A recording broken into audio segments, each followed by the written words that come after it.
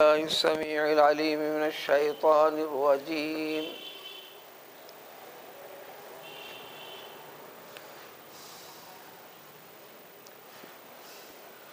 وما تأتيهم من آية من آيات ربهم إلا كانوا عنها معرضين فقد كذبوا بالحق لما جاءهم فسوف يأتيهم أنباء ما كانوا به يستهزئون۔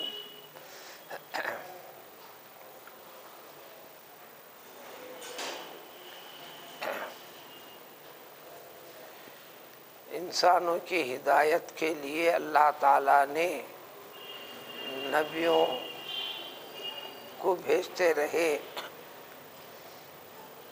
اور آخر زمانے کے انسانوں کے لیے اللہ تعالیٰ نے پیغمبر حضرت محمد مصطفیٰ صلی اللہ علیہ وآلہ وسلم کو نبوت عطا فرمائی اور یہ کلام پاک نازل فرمایا۔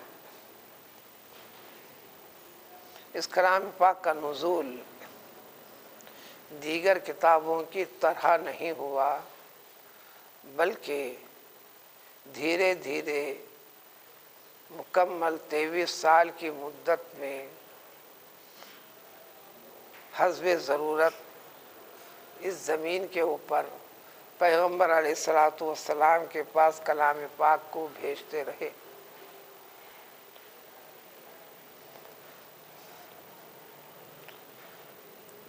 کلام پاک آنے سے پہلے انسانوں کے جو مزاج طبیعتیں بنی ہوئی تھیں وہ رسم و رواج کی بنیاد پر بغیر کسی قانون کے اخلاق سے بالکل دور بت پرستی کو بنیاد بنا کر آگے بڑھ رہے تھے۔ دنیا میں اللہ تعالیٰ نے انسان کو وجود دیا ہے توحید پرست بن کر زندہ رہنے کے لیے، دنیا کی ہر نعمت سے استفادہ کرنے کے لیے۔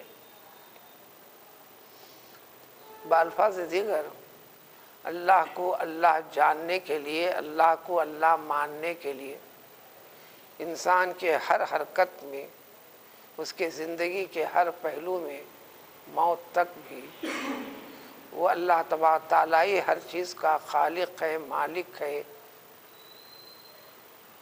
ہر چیز اس کی طرف سے عطا ہے، اسی کا فضل و کرم ہے جو انسان باقی ہے، چل رہا ہے، اٹھ رہا ہے، بیٹھ رہا ہے، کھا رہا ہے، اس کے انسان کے نشے و فراز سے اسی کا تعلق ہے۔ اس چیز کی حقیقت کو یہ ساری چیزوں کی وضاحت کے بغیر بھی ہونا چاہیے تھا انسان کے لیے، جیسا کہ اس آیت سے پہلے جو کل جو 3 آیتیں گزری تھیں جو سورہ کی ابتدا تھیں،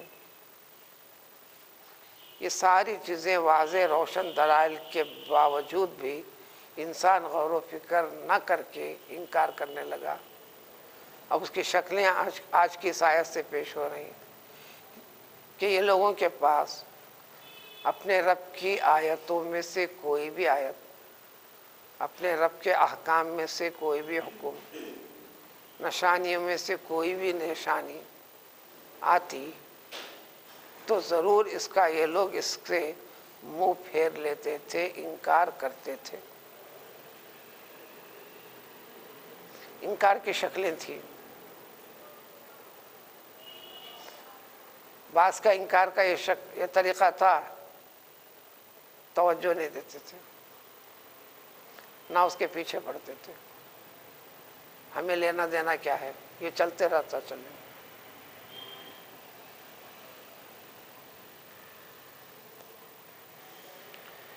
بعض کا انکار کا طریقہ یہ تھا، یہ بھی اس کو سن کر بھی انسنی کرتے تھے، بلکہ مخالفت میں یہ ہوتا کیسا، اس کا انکار کرتے تھے۔ اس کے انکار کی شکلیں اور وضاحت کلام پاک میں کئی جگہ اگلے آیتوں میں آئیں گی، آتے رہیں گی۔ یہاں تک بھی کہہ دیا ایسا کیسا ہوتا، اتنی بڑی کائنات کا نظام صرف ایک کے ذمے یہ بڑی تعجب کی بات ہے۔ یہ انکار کی دوسری شکل انسانوں کا طبقہ اس پہ بٹا ہوا تھا۔ تیسرا فریق تو یہ بھی انکار کرتا تھا، توجہ نہیں دیتا تھا، مانتا نہیں تھا، آگے بڑھ کر پیش کرنے والوں کا مذاق اڑاتے تھے، اس کے ماننے والوں کا مذاق اڑاتے تھے، ان کے پیچھے پڑے رہتے تھے۔ ایسا کرتے تھے، کرتے رہے، آج بھی کر رہے ہیں۔ یہ اور بات ہے کہ کوئی میں کس لیے ایسا کر رہا ہوں وہ سبجیکٹ کو، حقیقت کو سامنے نہیں رکھ رہا ہے، کسی کے پیچھے چل رہا ہے، کسی کے سب ایسا کرتے ہیں اس لیے کرنا ہے، اس لیے کر رہا ہے۔ بعضوں کے پاس تو یہ ان کا اصل مقصد بنا ہوا بھی ہے، اس کے لیے اپنی جان لگاتے ہیں، مال لگاتے ہیں، جد و جہد کرتے ہیں، دنیا کے سارے اسباب اختیار کرتے ہیں، پیچھا کرتے ہیں۔ اس قسم کا شر تو اور آگے بڑھ رہا ہے۔ اس کے حل کی شکلیں بتاتے ہیں اللہ تعالیٰ۔ یہ دراصل کچھ اچھا ہوتا ہوا نہیں ہے، ایسا کرنے والے خود اپنے اوپر ایک وبال اور مصیبت کو لا رہے ہیں۔ جب اللہ کی مرضی ہوں گی تو کیسا ہوں گا، اور جب کلام پاک کے نزول کے وقت بھی یہ کیفیت ہوئی تھی پورے حیات النبی میں، تو ہوا کیسے؟ پھر نتیجہ کیا نکلا؟ پھر ان کے دعوے وغیرہ سب کدھر گئے؟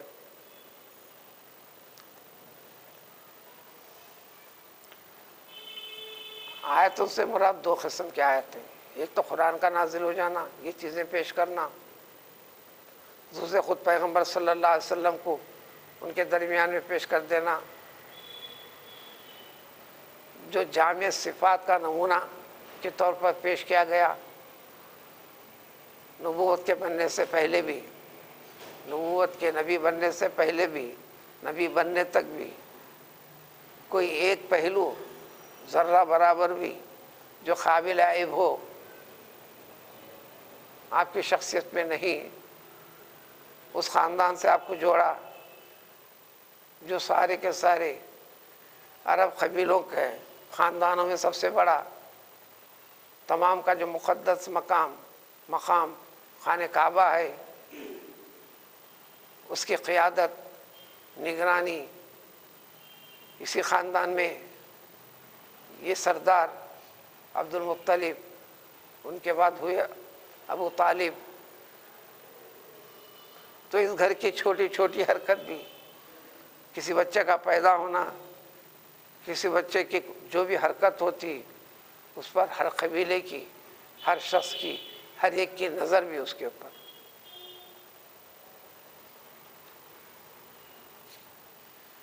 پھر نبوت کے ساتھ ہی معجزات کی شکل میں یہ آیت ظاہر ہو۔ دوسری آیت سے آیت تکوینی جو سابق آیت میں بھی پیش کی گئی، تکوین کون سے؟ کائنات سے۔ کون سے؟ یہی کائنات، یہی تکوین، یہ ساری کائنات کو بنانا، پیدا کرنا، جس میں خدا کی قدرت کا نظارہ ہے، بشمول اس کا ایک حصہ خود انسان ہے، انسان کے نشیب و فراز ہے۔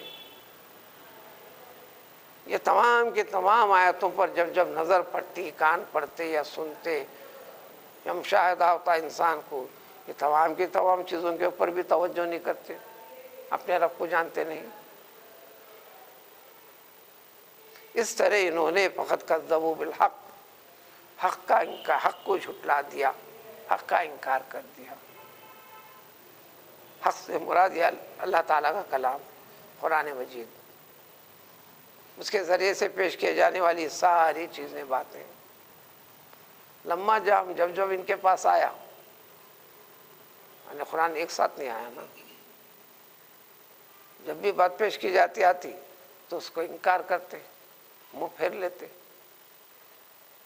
ٹھیک ہے کرتے چلو، فسوف یاتیہم، کوئی زیادہ دن نہیں لگیں گے۔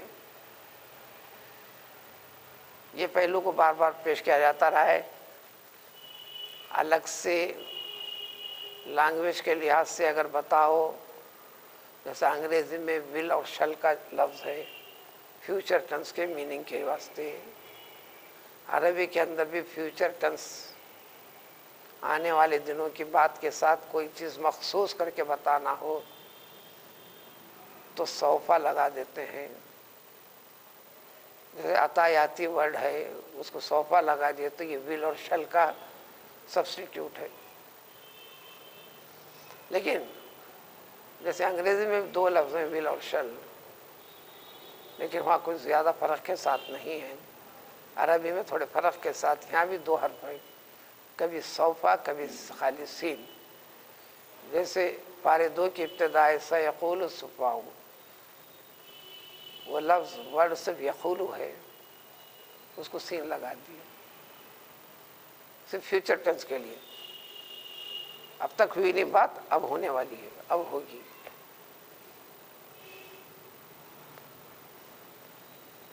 نیئرسٹ پیریڈ میں جلد سے جلد، بہت جلد ہونے والی بات ہے تو سین لگا دیتے ہیں.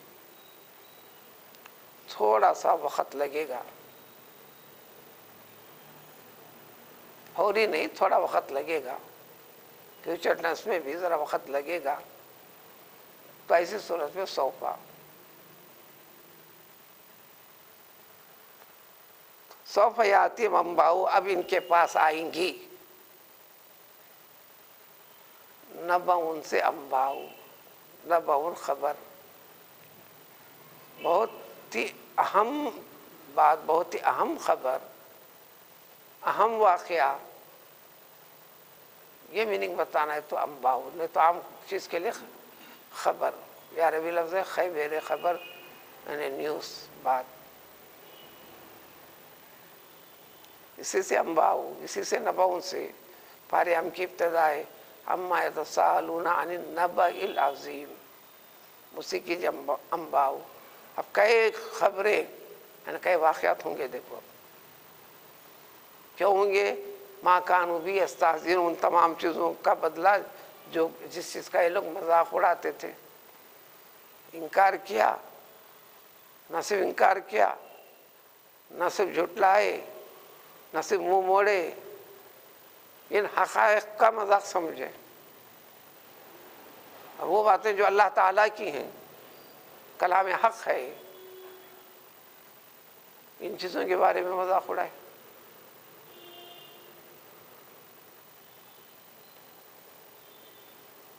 جو 23 سالہ مدت میں، ابتدا میں تو 13 سال گزرے، جس کو کہو کہ وہ لوگ مذاق اڑاتے رہے، مخالفت کرتے رہے.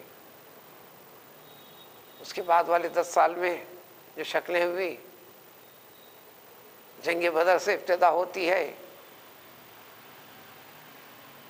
اس طرح غزوات کی ایک لائن لگتی ہے، غزوات کے علاوہ سریات کی ایک لائن لگتی ہے. نبی کریم صلی اللہ علیہ وسلم بذات خود و نفس نفیس مسلمانوں کی فوج کی قیادت، کمانڈر بن کر آگے نکلے. میدان جنگ میں اپنے آپ کو سامنے روبرو پیش فرمایا، خود شریک رہے. تو شریعت کی اصطلاح میں اس کو غزوہ کہتے ہیں. شریعت کی اصطلاح میں، شریعت کی زبان میں، عربی زبان میں غزوہ کہو اس کے معنی جنگ، حرب کہو جنگ، معرکہ کہو جنگ، ملحمہ کہو جنگ، لقاء کہو جنگ. ایک عام عربی الگ ہوتی ہے، وہ عربی لفظ کو اب شریعت کی زبان میں لڑائی کے معنی تو ہیں. جیسے نبی کریم صلی اللہ علیہ وسلم شریک ہوں، اس کا نام غزوہ. اور بحکم نبی علیہ الصلوۃ والسلام کسی کے ہاتھ میں قیادت سونپ کر، صحابہ رضوان اللہ تعالی اجمعین کی ایک جماعت تیار کر کر یہی جنگ کرنے کے لیے فلاں جگہ جاؤ، فلاں قوم کے پاس جاؤ، ادھر بھیجے ادھر بھیجے، ایسے کوئی قریب 23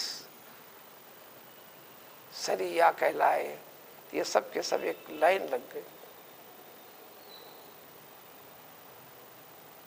اور سبھی کے اندر جو انجام ہوا یہ مسخرہ کرنے والوں کا، تمسخر کرنے والوں کا سو ہوا۔ علم یروکم اور ایک چیز ان کے لیے غور و فکر کی تھی، قیامت تک آنے والے انسان کے لیے بھی یہ طریقہ ہے توحید کی تعلیم کا۔ اس کائنات کو ہم نظارے کی شکل میں دیکھتے ہیں، واقعات کو ایک نظارے اور دلچسپی کی شکل میں سنتے ہیں،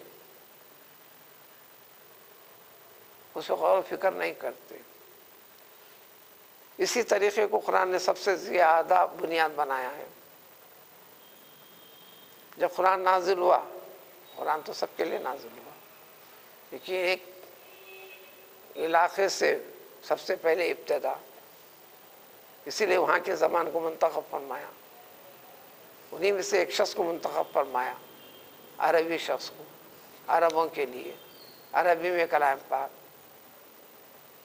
تعلیم و تفہیم عربی میں، تربیت عربی میں، اصلاح عربی میں۔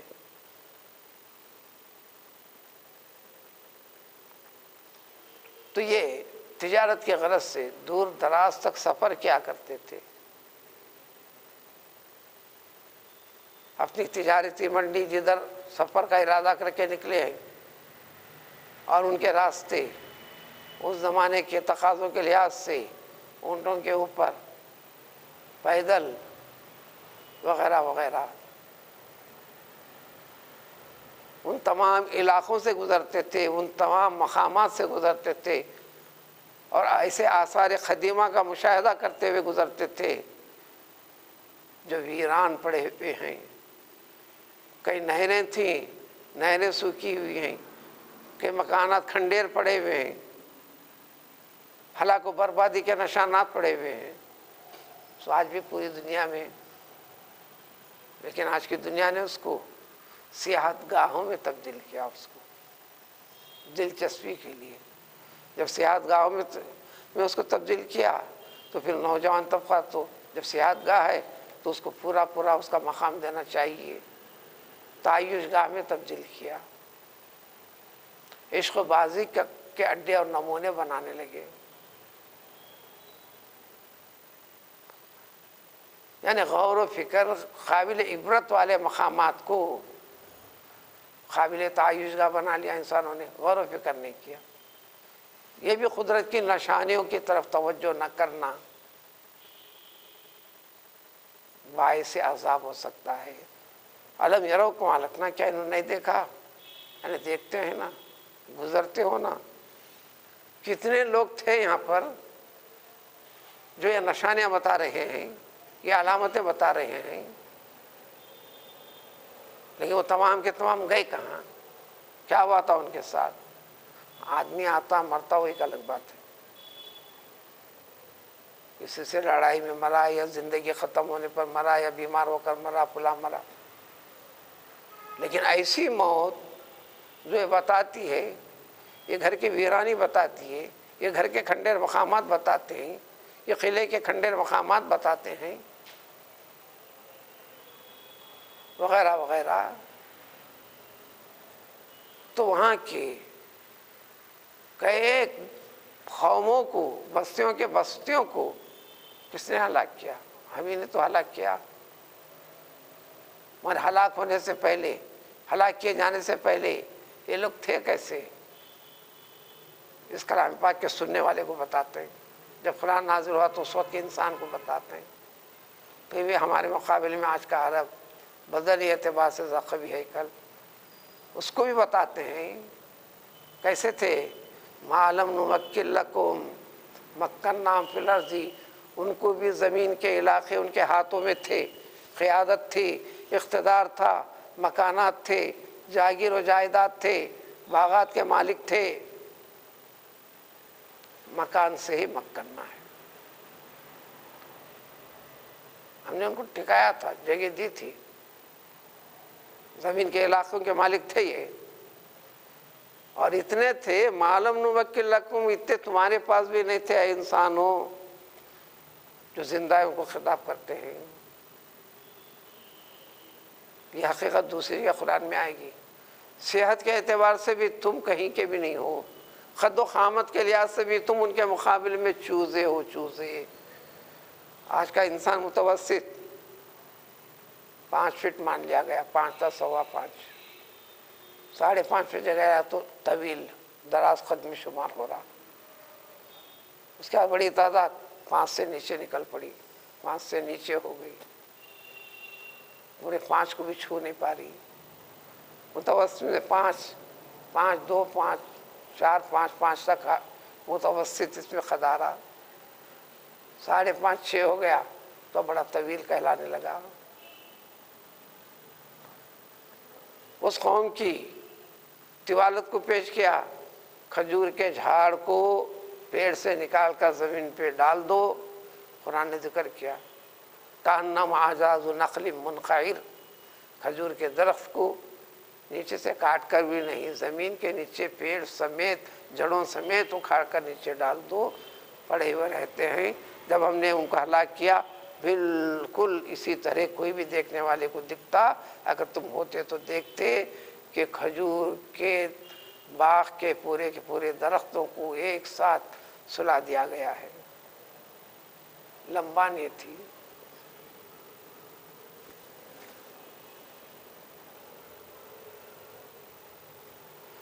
تو اب 3 تا 5 اور 6 فٹ کے درمیان والے انسان کو سمجھاتے ہیں، ان کے مقابلے میں وہ 25، 30، 25، 30، 25، 30، 20، 25، 30 فٹ والے انسان تھے۔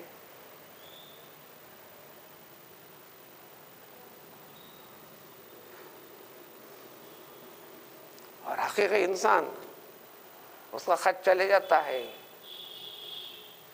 60 ہاتھ 60 ذراع، سب ترجمہ میں یہ لکھا ہوا ہے اردو کتابوں کے، اس کے اندر حضرت آدم علیہ السلام 60 گز کے تھے۔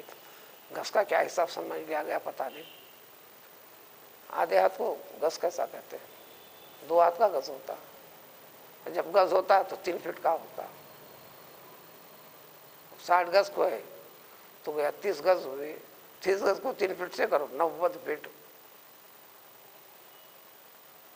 اصل انسان کا قد ہے 90 فٹ اونچا، 7.5 فٹ چوڑا۔ اب ہاتھوں کا اندازہ، اس کو تو سوچنے کی ضرورت ہی نہیں۔ انسان اپنے دونوں ہاتھوں سے دراز کرے، یہ ہاتھ کا جو سائز ہے بس اس کا قد بھی وہی ہے، ذرا بھی فرق نہیں آئے گا۔ اسی مناسبت سے خلق کا فسوا کا فعدلک، وہی معنی ہے، جس کا جتنا قد ہے اس کا ہاتھ اتنا ہے، جس کا قد چھوٹا ہے اس کے ہاتھ اتنے چھوٹے ہیں، اس سے نہ کم ہوتا نہ زیادہ ہوتا۔ ٹیپ لے کر ایسا ناپنے کی ضرورت نہیں، اس طرح ناپ لیجیے، پھر اس کو ٹیپ لے کر دیکھیے، وہی قد ہوتا ہے اس کا۔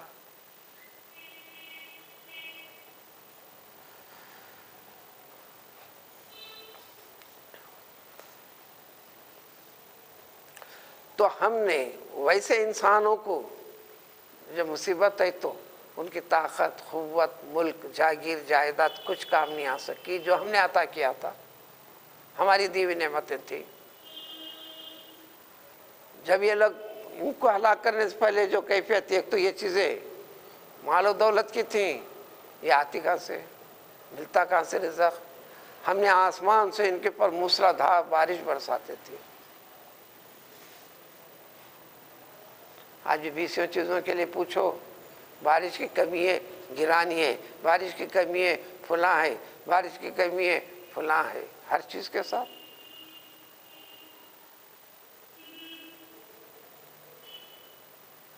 بیچنے والے سیتاپھل فروش سے پوچھا کہ یہ کس قسم کے سیتاپھل جو لا رہے تم اتنے اتنے؟ کہنے لگا کہ بارش نہیں ہے صاحب، اتنا تو پتہ ہے بارش ہونا ہے اس کو بھی۔ جو فہم و فراست نہ رکھنے والے کو بھی اتنا فرق ہے کہ بارش ہونا ہے، جو فہم و فراست سے تعلق رکھنے والوں کو بات بتا رہے ہیں کہ ہم نے ان کے پر آسمان سے مدرار خوب موسلادھار بارش، خوب مدرار، مذکار، مفضال، ایکسٹرا آرڈینری کیفیت کو بتانے کے لیے عربی کے اندر ایک بیس ہے، ذکر سے مذکار، فضل سے مفضال، فاضل کے معنی میں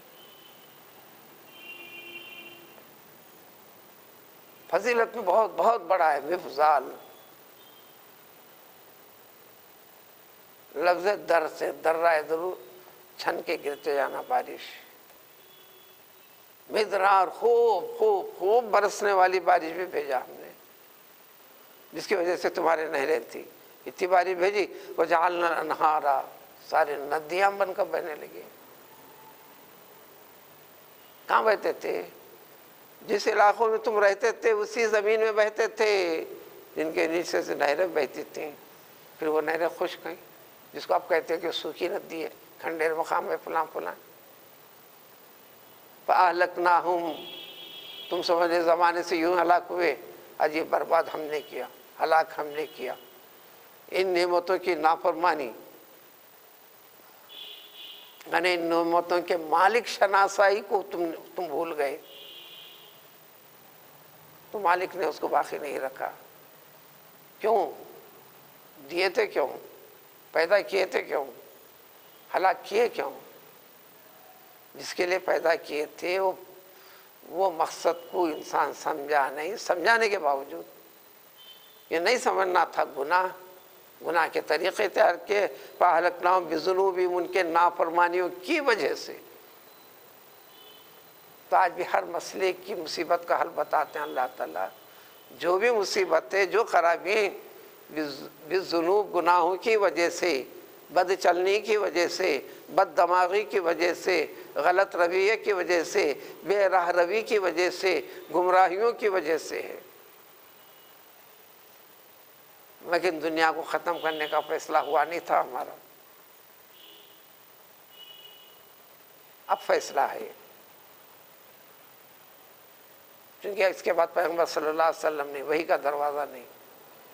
یہ خرابی ساری دنیا کے طول و عرض میں پوری طرح جڑ پکڑ لے اور غلبہ ہو جائے. آج ہی کے اخبار کی سرخی پڑھنے میں آئی، 2021 تک ہندوستان کے طول و عرض میں ایک بھی نہ عیسائی رہے گا، ایک نہ مسلمان رہے گا، اس طرح پاک کر دیا جائے گا.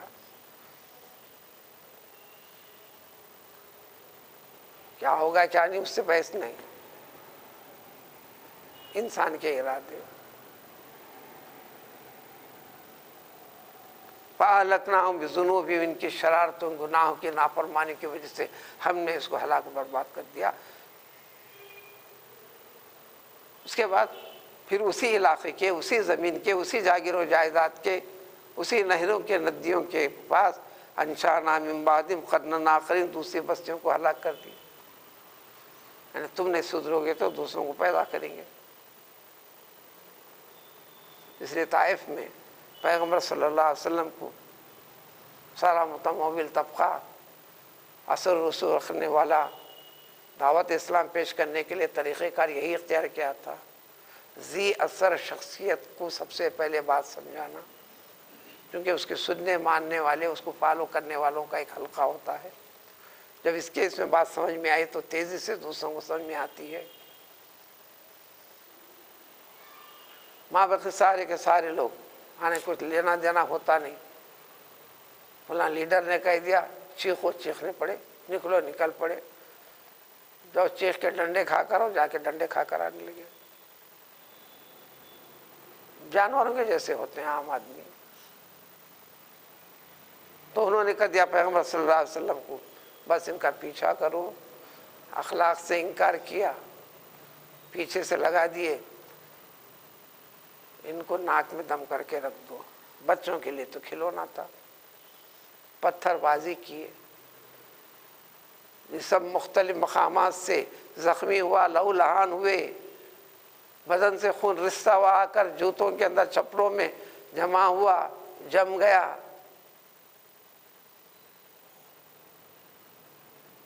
کسی قسم کی مدافعت بچوں سے نہیں کیے، آگے بڑھتے رہے، پتھر کھاتے رہے.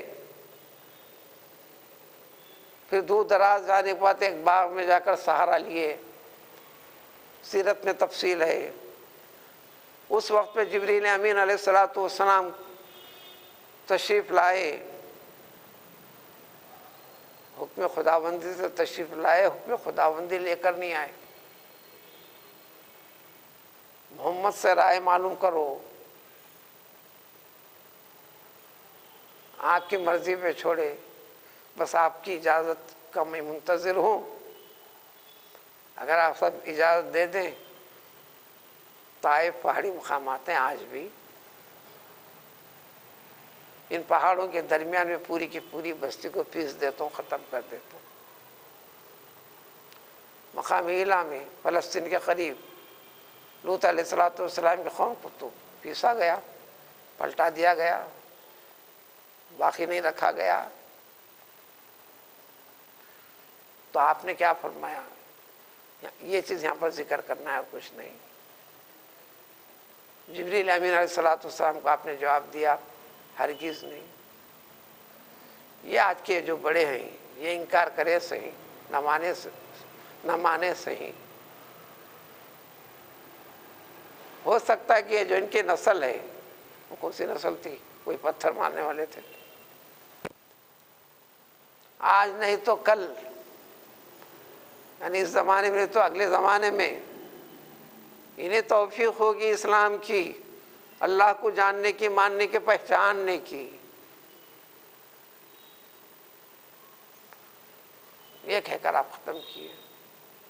لیکن نوح علیہ السلام نے 950 سال تک ایک نے کئی پیڑھیوں کے ساتھ دیکھے، وہ بھی ایسے چھوڑتے گئے تھے۔ شاید یہ نہیں ان کی نسل، پھر وہ نسل بڑی ہونے کے بعد پھر اس نے بھی وہی کیا، شاید یہ نسل، یہ نسل، یہ نسل، یہ نسل، کئی نسلوں تک دیکھے تو آپ نے کہہ دیا لا تذر علی الارض من الکافرین دیارا، اب کسی کوئی ایک بھی زمین پر باقی رہنے کے لائق نہیں۔ اور یہ جو چھوٹے چھوٹے بچے آج کے ہیں، ایسے کئی بچوں کو دیکھ لیا، بڑے ہوئے پھر بچے ہوئے، بڑے ہوئے پھر بچے ہوئے، کوئی سدھرے نہیں۔ اب ان کی بھی نسل ہوں گے تو کافرش رہیں گی۔ اللہ نے دعا قبول فرمائی تھی، اس وقت کی دنیا کے سارے انسان کو ختم کیا تھا۔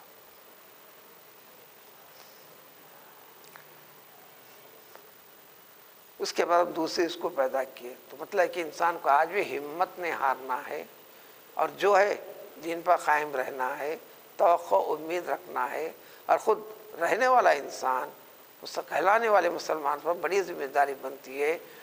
جب میں مسلمان سمجھتا ہوں، قوم مسلمان سمجھتی ہے، اللہ کا ایک کلام پاک میرے پاس ہے، اس کا تقاضا میرے ساتھ ہے کیا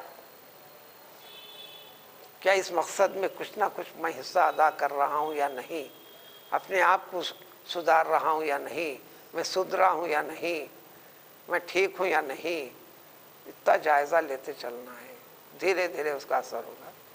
سبحان اللہ، سبحان اللہ۔